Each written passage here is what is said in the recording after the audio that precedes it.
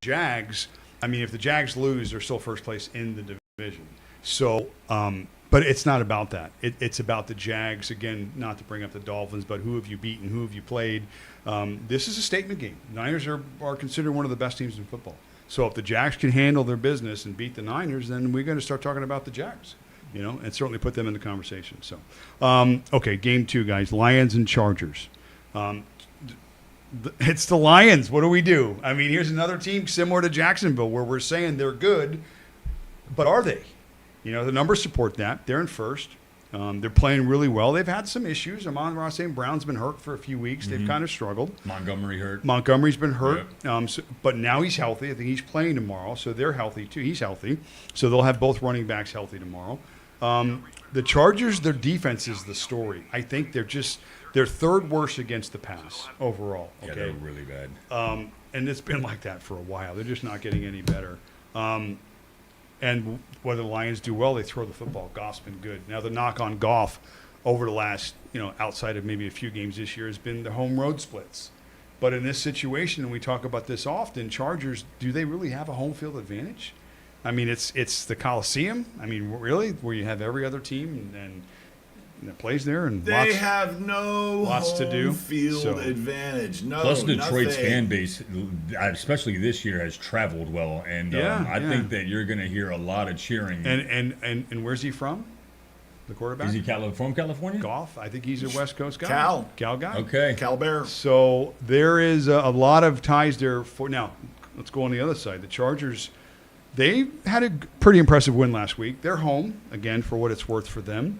The Chargers they're a 500 team. They need this win too. They need to keep pace in the AFC. They cannot lose this game. If they lose this game, then it puts them another game possibly behind the wild card because they're not getting the division, and it's not. Staley starts going looking for boxes. Yeah, and we start talking about how bad that coaching staff is again. So, you're going Lions -3. Again, this is another game I think it's very tough to pick. I do like, again, fantasy pieces of this game, DFS related, which I will get to certainly in the core 4 hint. But for me, again, I just kind of feel like the Lions are probably overall the better team. And so, yeah, I think I'm on the Lions in this game. If this was being played outside, I would probably go with the Chargers. But golf, it's very weird. Inside of a stadium, the guy just tears things up. And like you said, I don't think the Chargers have really a home field advantage here. They really, really don't. The Lions are playing hungry football. And they've beaten some good teams. They've lost to, I think, one bad team and another team that was good. So I think they are who they are. I think their record is telling you exactly who they are. And the Chargers, the same thing. An average football team, got a pretty high-powered offense and a defense that can't cover anything. I think the Lions come in here and just Laporta, Goff, St. Brown, Reynolds. I think these guys eat. Montgomery, Gibbs. I mean, Gibbs the last few weeks, my God, if you've had him on fantasy, you're very happy. He had like 27 last week. Yeah. I do worry about Montgomery coming back, actually. I mean, I know the guy's a touchdown machine, but I really like the duality of Gibbs's game. It makes the whole team better. You can dip out it's to him. It's and tough for us because we have to Yeah. pick and choose a DFS guy or who we put in a lineup. But from the winning from this game perspective, Yeah, I like Gibbs as like an Lions- overall weapon. but all their pieces they look pretty good. Yeah, I'm taking Lions -3. Well, and another scary thing about the Lions is that what you were seeing is you were seeing the maturation and development of a head coach, Of a system. of Yeah. a system, Yeah. of a culture. Yeah. Okay, and you're seeing the players that fit it. Yeah, they buy in. Okay, and for everybody who murmurs about, oh, maybe we should try and upgrade a quarterback. One of their friends is going to walk across the room behind them in Lansing, in Michigan, and smack him in the back of the head and go, no, Jared Goff is going to retire a Detroit Lion. He's going to play the rest of his career here. Why? He's good enough. He's a leader. He doesn't make the fancy window passes. He doesn't have a 70-yard arm. Okay, but what does he do? He gets everybody in place. He manages the game. He has a high completion percentage. He doesn't choke. Okay, and that's what you need in this day and age of the NFL, where you have all hands on deck. Okay, when you get a team that has all hands on deck, San Francisco 49ers. Well, use the You get a Dolphins team- as an example. The Dolphins You are have the also getting weapons. there. You get Yeah. the ball in the hands of your Yep. skill players, of your playmakers, And it's a system. And that's what you do. And it's a system, and it's a culture. Yes. Okay. And you would think that with with Dan Campbell that everybody be walking around wearing bear pelts and no, I got a knife on my no, you don't bring a knife to practice, but it's still a modern day NFL. Dan still relates to the millennial and Gen Z kids that are playing for the team. He still inspires toughness. He's still a consummate professional. You've seen these instances both in regular media and through Hard Knocks. So I think not only are the Lions a force to be reckoned with right now, last year at the end of the year, second half of the season, they were a force to be reckoned with. Okay, but I see big things. I see a playoff win for this team. Could be. Okay, in and win. They get a home game, Okay. which they Yeah. very well could. In and win. Yeah, it's the, Okay, they the take Lions. on the second or third ranked wild card team. This is going to be in their and year. win. Yeah. Okay, and then next year, with even better personnel, they don't lose too many coaches or whatever and disrupt the system. You're going to start seeing a contender there. So Now, there's your again, Lions. let's play devil's advocate. Lions Ooh, lose devil's this advocate. game. Chargers win the game, right? Okay. Chargers could very well win. I think it's a 3-point spread. Chargers are doomed. If the Chargers do win this game, Okay. either way, You point, say 2 so. points, whatever. If then we look at the Lions as what? We look at them as still a good team, right? They're still leading the division, Fantastic right? team, yeah, But sure. again, we're at the point now where we're still just not exactly sure. I guess that would come down to how do they lose? Is it a last-second field goal, or do Yeah. you get blown out by 17 by the Chargers? Again, you get but- blown out by 17. But you know what, gotta though? start looking at But the, 3 weeks from now, we forget about how they lose and we look at the record. but that's why it's Because football. good- It is week to week. Good teams win games. Those like that typically, and that's what I'm saying. So we definitely it's just easy to take narrative from game by game. It's easy to take narrative on results that are in front of us because we see them, we can taste them, and it's an emotional response. But either way, I look at the Lions as a good team. I think they're better than the Chargers. They have to win this football game. This is a spot where they have to win. Were the Lions on a bye week last week? Yes. They are Yes. coming off. Then 100% I'm taking the Yeah, Lions. They've yeah. had 2 weeks for these guys. Yeah. All right, last game, guys. Now, again, maybe not the bling of some of the teams that we generally talk about, but I think there's some importance in here because we did talk about Seattle coming into the year being viable in maybe a little bit of a watered-down NFC compared to the AFC. And we're waiting for Seattle, for Geno, to have the year he had last year. I know I am because I've got him everywhere. And he's been pedestrian at best, right? So Return to the mean. here we go. They're playing Washington this week. They're at home. Washington's a bottom 5 defense overall. And they're going to be worse because they got rid of 2 They guys. trade everybody now. Terrible. Thurston Howell on the other side has been slinging it. I mean, Yes. slinging it, right? So I got him too. I got him. I got both quarterbacks in every league freaking season long that I'm in this year. I got both these guys. He's second in the NFL in yards It's passing. ridiculous. How quietly? Like I didn't realize that until the other day. I'm Yeah. like, you have got to be kidding So me. He is. looking at that alone, now Seattle's back end defense, they're decent, they're pretty good, but Washington's not. So do you see? For me, I see a game script where Seattle gets right. They're also healthy. I think Charbonnet's playing. Obviously, Kenneth Walker's running the ball. They've got the receivers. Another guy that I'm leaning towards that I do have him. He's not in my core 4, but Njigba's double-digit fantasy points each of the last 3 weeks. Now, he's a rookie guy coming on. You know they've got talent at that position. I just feel like, again, when your pieces are all in alignment, which they are now for Seattle, you look at the other side, the matchup, I think it's a get-right spot for Geno in Seattle this week. I think I saw the line earlier. It was like maybe 6 or 6.5. 6.5. Yeah. I'm on Seattle on this side. Now, again, with the Commanders and with Thurston, the way he's been playing, I mean, he can backdoor this cover very easily because he's not going to stop throwing the football. Nope. He's been averaging over 40 pass attempts each of his last, I don't know, every game he's played. So Get open, Lovey. Get open. it's pretty much going to be, game script, Seattle gets out, they move the ball like we think they should, they score points, and then here comes Washington with a backdoor cover. You got to be careful with that. So from a betting perspective, I'm still taking Seattle to 6.5 because they are clearly in a better spot. But be careful. But it's careful. It's not a betting game for me. But I do like, again, if you notice, these 3 games that I highlighted are 3 games where you can really take your DFS shots from.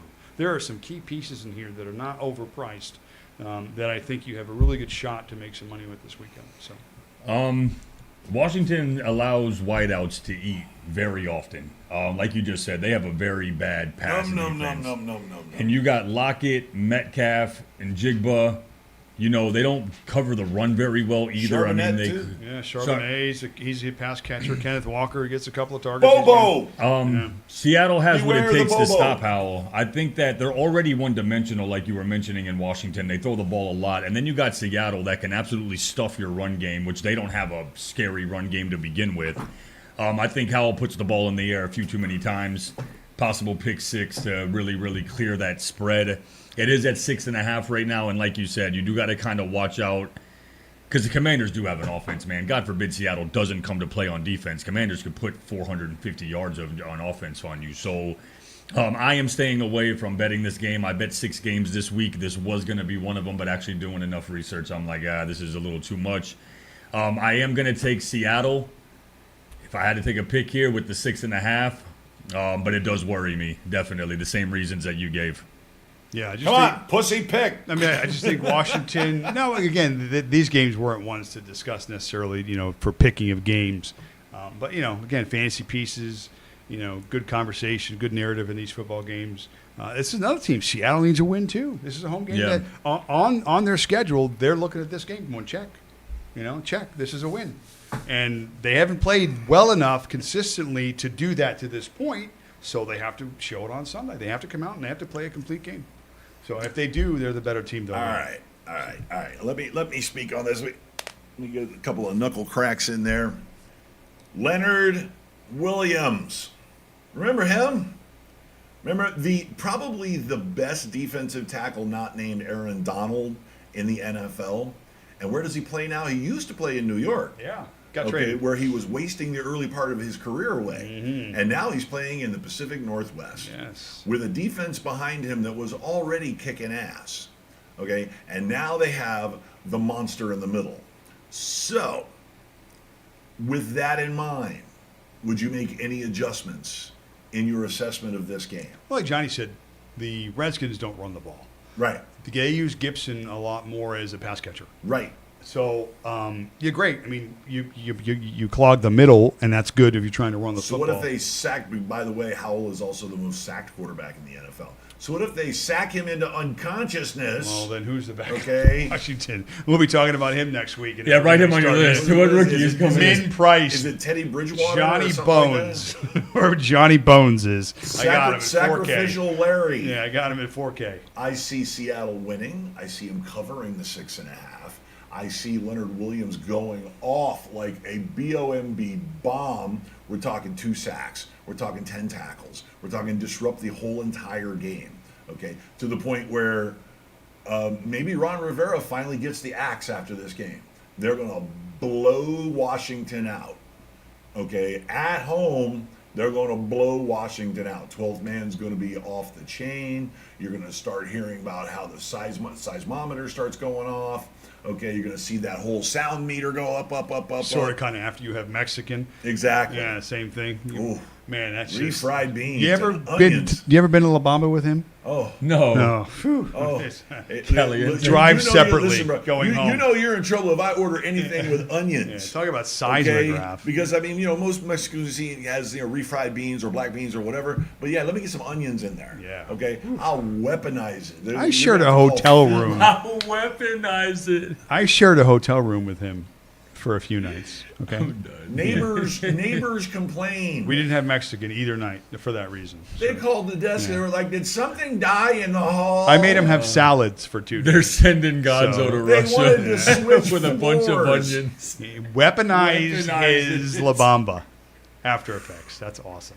Sorry. Hey, my crop dustings can be considered a war crime. As so it's we okay. digress, yeah. Okay, so do we have any other games to talk about? Or can we talk more? no. I'll do more fart jokes all day long. You know what? Have you ever just talked into your Alexa? Alexa, make fart jokes. Or sorry, no, fart sounds. Fart sounds. He'll go. Well, she'll announce the type of fart it is and Oh then my make the sound. It's quite funny. Yeah. So anyway, that's why man. obviously Listen, you use my Alexa. favorite thing. My favorite thing, okay, and I'm saying this on air now that I've got the stream reestablished, by the way. Everybody will hear I'll it tell you now. on the break what kind of a Mongolian clusterfuck I just dealt with. But what I like to do, my favorite thing is busy night. at the club. I'm in the booth. I just finished like, a chicken wrap with broccoli, right? And after about a half hour, 45 minutes, and then The rumbling. Jack starts. jumps up on the top step like he normally does, like to oversee the kingdom, and he walks right into a crop dust, That's beautiful. like a landmine. Yeah, that's And he will literally, hey, what's going on? Hey, oh my God, what is wrong with you? But he does that to everybody else too, though. Yeah. He'll sit there on the corner of the bar, popping them off left and right, and poor waitresses are walking right through it, like, like they walk through a spider web, like, yeah, oh yeah. No, they did fart wars. It's the greatest place to crop dust. Oh. Because you never, for me at least, I never stand yeah. in one spot.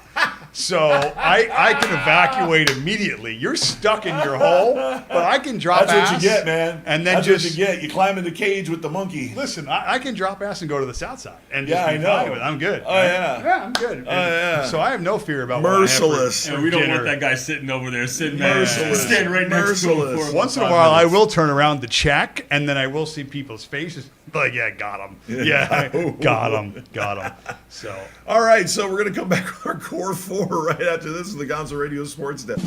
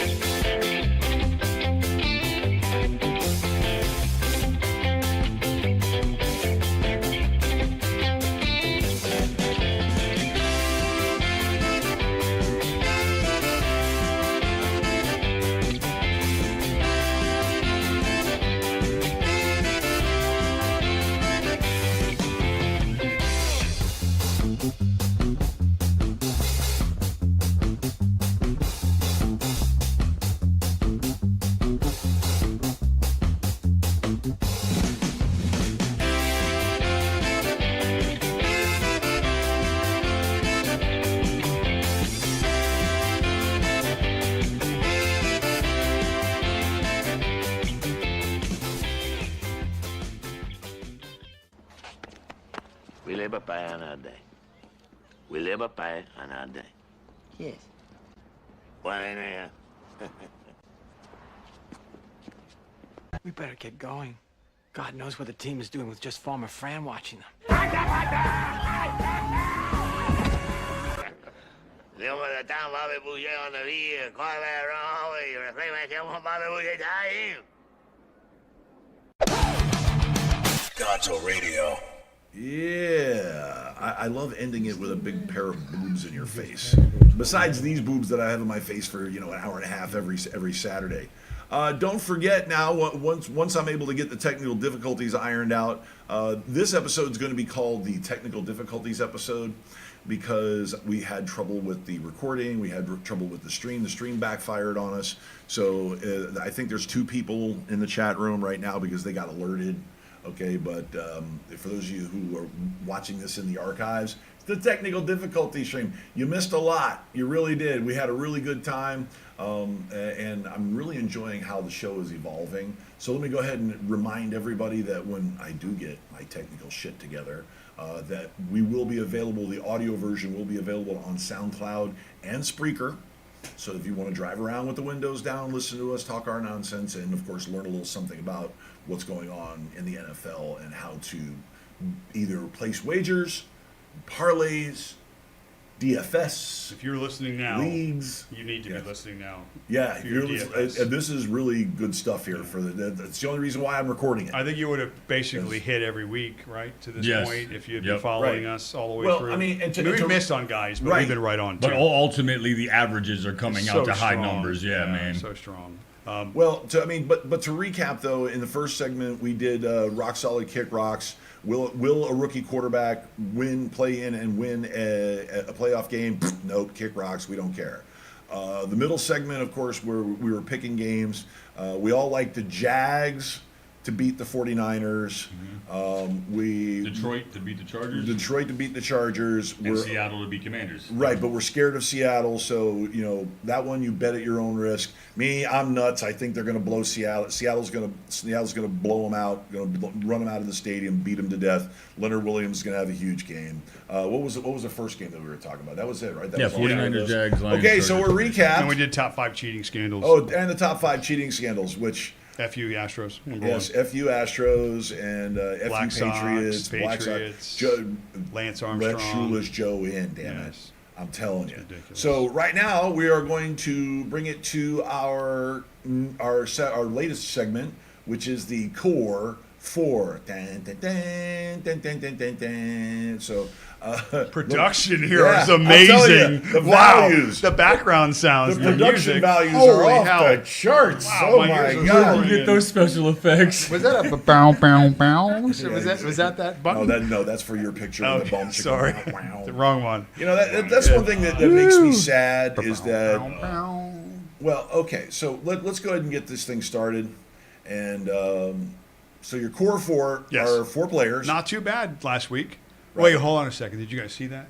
I think C.J. Stroud just threw another touchdown. Yeah, he's still throwing them. Yeah. We had a good week last We week. were all on Stroud. Yeah, I made money. You made money. Everybody made money. Yeah, Mr. I mean, this guy made money too. I that's the worst.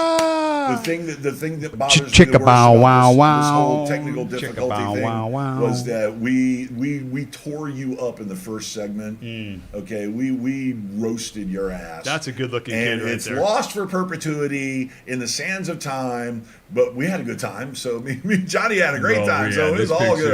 Can we Yeah. crop that to shave my little love trail there? No, I told you, dude. I did a full edit on it, and I kept the authenticity because I wanted you to have hey, this was from a long time ago. This was what, 1989 or something like that. Yeah. If y'all are watching this, y'all cannot tell me that does not look like Matty Hasselhoff. Right there. That is some Knight Rider shit if I've ever Or seen better it. yet, put him in some red trunks. Put him in some red red OP shorts, and give him one of them red. Looks like things. Shooter McGavin. Do you eat pieces of shit like me for breakfast? You guys are great. So anyway, let's get to Well, more. hey, We're not done. it turns out we weren't done. What do you know? All right, gosh. Last week week I killed it. You killed it. moving right along. Business went up top, crazy. party down below. All right, fist bump. Give him the fist bump across the camera. There you go. Good. So, yeah, pretty good last week. Hunter Henry got in the end zone. Had him. I had a lineup with everybody that we picked. C.J. Stroud went crazy. Tank Dell went crazy. $130 that lineup made. I did miss on Zay Flowers. I was pretty high on the Baltimore offense last week. They did not play as well as I thought they would. In spite of Zay. Their first 2 touchdowns were like Gus Edwards touchdowns. He's just messing things up overall right now, that offense. So That's his job. yeah, so that's Gus Edwards, and that's the Ravens. But overall, really, really strong. So we're going at it again this week, guys. We talked about how bad the matchup is for the Chargers and how bad their pass defense is. Pretty bad. Amon Ron St. Brown. Amon-Ra St. Brown. I'm all about the targets here, guys. I said it coming into the year. There are magic numbers. There were baselines. If you hit so many targets, you get this much production. It's all about opportunity. And obviously, St. Brown being one of the better receivers in the league, 43 targets the last 3 weeks. It's an average of almost 15 targets a week. That's near the top. That's enough for me. He gets 15 targets in this game. It's a big day for Amon St. Brown. Now, you're paying for it. $8,300. He's one of the top guys. But I've got some places you can save a little bit of money as well. So I got Amon St. Brown, one of my receivers. My second receiver, I like Jacksonville. Also, again, I said get pieces from this game. I like the fact that they'll throw the ball this week. And to throw the ball, there's no Zay Jones. It's pretty much going to be the, hopefully, Ridley show this week. I'm hoping. He's had a couple of You average Ridley owners weeks. have just been crying all see, year. now- He's got one good game. I will say this. I was one of the few guys that was not on Ridley earlier in the season. Okay, I didn't think I was. it was I going to was, be an yeah, easy big- transition. But I wasn't going to draft him in no fourth Right, round. right. Like So- a bunch of fools did. But now let's look at price. It's all about price. He's only 5,600 with the upside of a guy like Amon-Ra St. Brown.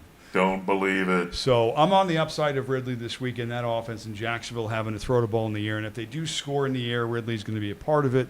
And I like him at that price. How about a Tampa running back for some value? 5,600 White. White. Do you know that he's had 17 catches over the last 3 weeks as a running back? Yeah. He's averaging 6 catches a week, okay, at the running back position. And he's averaging an average of about 12 carries. He's like baby McCaffrey. That's over like there. 18 to 20 Yeah. touches a week. I have had him on my club league, okay, which is a pretty significant league. I have not taken him out. Yeah. Okay. He's been just solid as can be. You take a look at his projection, and he is either within a point of it on the bottom side. Yeah, yeah. His floor is 1 point under, literally, or he beats it by 3 to 10 points. Over the last 3 weeks, he is running back 6, okay, Yeah. in terms of fantasy production. He's okay? fueled my 3-game winning streak. First of all, he's a running back nobody's heard of, and he's on one of the worst teams in the league. So, and this is why you do your Backbone guy. This is why you do your work. And who actually turned me on to this last week was Andrew. Andrew was on this guy last week, and he had his best week last week. So I'm expecting at least that this week from him, maybe another step forward, because Tampa needs to use him as a part of their offense. 19 to 21 points. Yeah, I mean, and, Easily. and at that price, 5.8K, he gets to 20. It's more than 3x, and that's what we're looking for. It's literally if he scores a touchdown. If he sticks with his projection, Yeah. he's worth the money. Yeah. But if he scores a And touchdown, he destroys it. Last he week he kills had it. 2 touchdowns. Yeah. He hadn't had any touchdowns in the previous 4 no, weeks. she, though. right, Yeah. he's my boy. That's But my guy. I kind White of is the feel man. like if things stabilize, even if he gets you with that modest production, the 1 touchdown, whether it's catching or running the football, Yep. he absolutely blows out Money. his projection. So last guy for me, guys. I've got St. Brown as the wide receiver. We talked about Washington's pass defense, how porous it is. Give me the connection. I'm taking golf. Stack it. He's about the, I think, 9th or 10th price quarterback this week. So Stack he's down alert, there, stack alert. middle of nowhere. The road home splits, I've considered it. I've thought about it. Again, it doesn't really matter in this situation. Chargers don't really get the advantage being home. And again, being so bad on defensively, especially in the secondary. I mean, and Goff, we talked about Montgomery coming back. The Lions are at full tilt right now. I mean, this is as best as the Lions are going to be. So in this spot, I'm checking a lot of boxes. All right, I'm on Goff. So quick recap, and he's at 6.4, by the way. So my recap for my core 4, spending a little bit more this week than normal, but hopefully paying up. I got Golf 6.4, Amon-Ra St. Brown 8.3K, and then Ridley at 5.6, and then White for Tampa coming in at 5.8. So give me 3x on those guys and fill the rest of your pieces, and you're making money. The only guy on there that would be I like 3 of them for sure is Ridley, just because of his year. But this could be a breakout. It's year. an upside pick for me, They for sure. yeah, what the Jacksonville Jaguars attack is the exact thing that the 49ers are weak at, and that's kind of like the middle of the field type thing. That's why Kirk is probably going to be one of mine. Last week, we had Stroud for 7,100 with 41.8. I told you guys to match up Dell 26.6 for 5,800. Hunt was the only guy that disappointed me at 7,000 with 9, and then Lamb at 22.6. You average right around like 24, 25 fantasy points per player. Yeah. This week, we are going to go. I'm going to throw a curveball at you. 2 of them, actually. Look out, incoming. I'm going to go Levis. I really like this kid. I was right after the game I saw against the Steelers, man. There's something about him that maybe this isn't the week, but coming up in the next few weeks here, this kid's going to have a really good game. I'm just hoping it's this week against Tampa Bay's pass offense. Will the thrill. I'm going to stack Hopkins because in order for Levis to have a big game, he's going to have a few chuck-up balls, and I'm hoping Hopkins can come down with one in the end zone. Yep. This is a first for us. I'm taking Cowboys defense as a core 4. What is wrong with you? I can't see the Giants scoring more than 10 to 13 points, and I could clearly see 4, 5, 6 sacks. This might be the easiest 15 points that you guys can get. I just put him on my core 4 lineup. That's one of my. And then Kirk, He is the number one wide receiver at attacking what the 49ers are very weak at. His routes that are designed for him are sitting right in the soft spot of the 49ers defense. I'm taking Kirk for 6,700. Cowboys are 5,200. Hopkins is 7,100, and Levis is 68. Well, Hopkins is expensive. Whoa. Yeah, he's got some price to him. But, man, he is the guy, right? I mean, he guy gets open still. He's like an And even when he's not open, Yeah. you just, one-on-one, Yeah. you give the ball up to him, and he Yeah. can out-jump you. I mean, No, so I agree, 100%. Those are strong. I like those a lot. Yeah, I mean, listen, DFS is all about finding value, plugging those guys into your lineups because you obviously work under a salary cap, and then taking shots, especially in tournaments where you need upside. You need guys that are going to give you high upside. You're not looking for high floor guys in GPP tournaments. You need high ceiling guys, the guy that out of nowhere catches you, 8 for 100 and a touchdown. And he's all right, so why priced. don't you go ahead and give the fans one of your Trent Irwin. $5,000, $4,500 player, or for you it'd be like 43, 42. Someone that you think, hey, for this you can get 10, 11, 12 out of this guy. I'm going with Trent Irwin from Cincinnati. That's my guy. I'd have to go down and look and see. Irwin. I find that there's a lot of value at the wide receiver position still in DFS, and typically the sites do take a little bit of time when they set their pricing. It takes a week or two to catch up. But if I'm getting a low price guy this week, I've already mentioned it. Njigba? It's Smith and Jigba. Okay. Yeah. See, that's he's a in guy. my lineup. He's 4,100. He's had multiple. He's had double-digit fantasy points in his last 3 weeks. Yep. I already mentioned about Seattle and the fact that Washington's pass defense is not good. So they're going to be in plus situations throwing the football. This kid's a rookie. Sometimes it takes you a little while. Wide receivers typically take a season or two to really get to be comfortable in the systems. And I know that for sure Pete Carroll's system is not a basic system. I had him in So- my fantasy team last week for 5,500. He got 9.3, but if you get a touchdown on that, which could possibly happen this Yeah. week, you're up to 15, So 16. you're half point, and in DraftKings, I think he was at 12 or 13 fantasy points. He had 15 in the 2 previous weeks with Okay. the touchdowns. Wait, y'all talking about Trent Irwin? No, we're talking about No, we're Smith talking and about Jigba. I'll tell you right now. Last For week, Seattle. Yeah, last week he went 8 catches. That's the difference. Yeah. For half point. 8 for 4 more 63 points. didn't score. Week before, 3 for 36 in the score, then 4 for 63 in a score. Mm-hmm. So, yeah, this guy gets in the end zone at 4,100. He's got value. And as they get closer to, like, let's say the 20-yard line, the red zone, they use him a lot more. For some Yeah. reason, he's a big red zone target. Yeah.